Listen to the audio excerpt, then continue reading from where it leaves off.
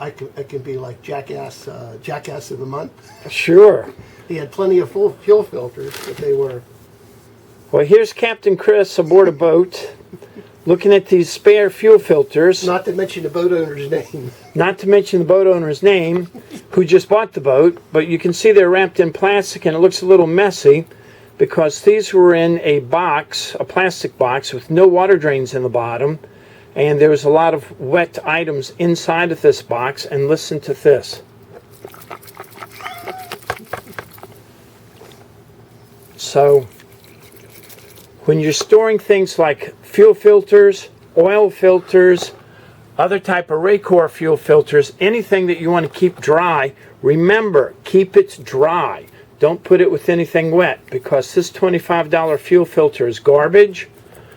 That other fuel filter, that blue box, is an oil filter, and a lot of other things are now garbage because they're full of water.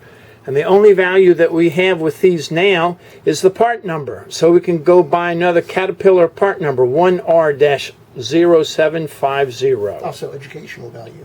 Educational value too. So remember, keep your dry goods dry. This is expensive. We've probably got about $50 or $75 worth of wet spare parts in that box. That's a good dinner.